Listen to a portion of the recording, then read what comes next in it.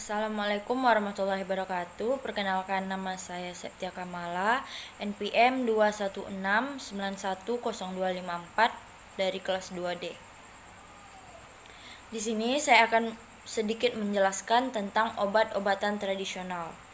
Pengertian obat tradisional yaitu obat tradisional adalah obat yang dibuat dari bahan atau paduan bahan-bahan yang diperoleh dari tanaman, hewan, atau mineral yang berupa zat murni.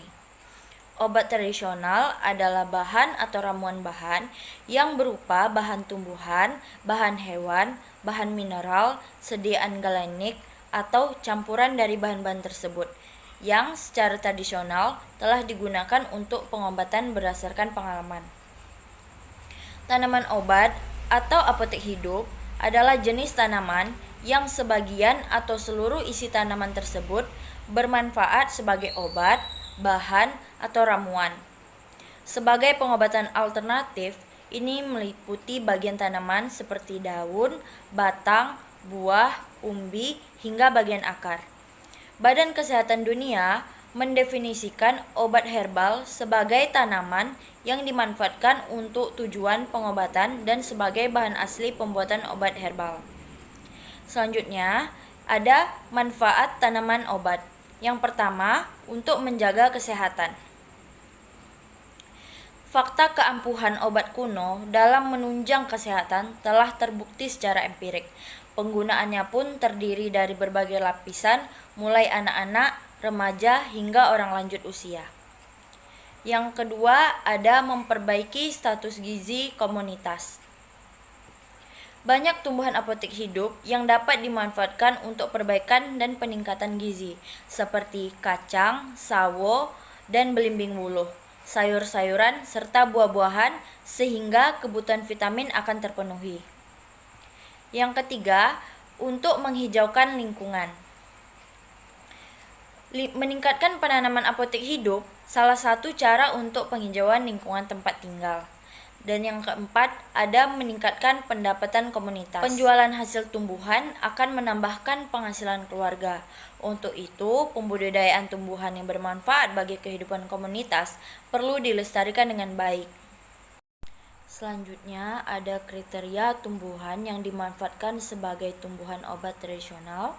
Menurut Utami tahun 2010, konsep kriteria tumbuhan obat unggulan diajukan peneliti kepada respon ahli. Konsep kriteria tersebut selanjutnya diverifikasi respon ahli dengan cara menyatakan pendapat terhadap konsep tersebut. Konsep yang diajukan sebagai calon kriteria tumbuhan obat unggulan adalah: yang pertama yaitu keragaman kegunaan atau khasiat, yaitu jumlah kegunaan tumbuhan obat untuk pengobatan. Yang kedua, ada jenis penyakit yang dapat disembuhkan, yaitu jenis penyakit apa saja yang dapat disembuhkan dengan tumbuhan obat tersebut. Yang ketiga, ada bagian atau organ tumbuhan yang digunakan sebagai bahan obat, yaitu bagian tumbuhan yang digunakan sebagai obat seperti daun, akar, buah, dan lainnya.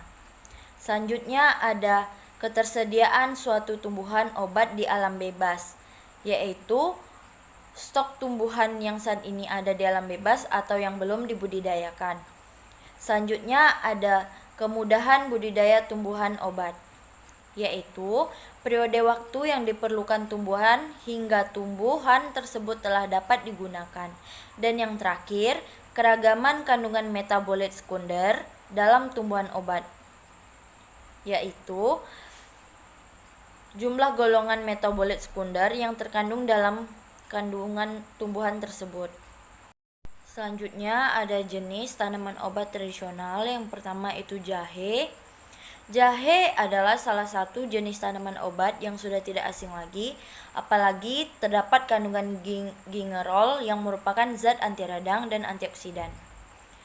Manfaat dari jahe ini untuk kesehatan tubuh adalah membantu mengatasi sakit perut, mual, muntah, pusing akibat vertigo, sakit kepala, nyeri haid, hingga meredakan rematik dan osteoartritis.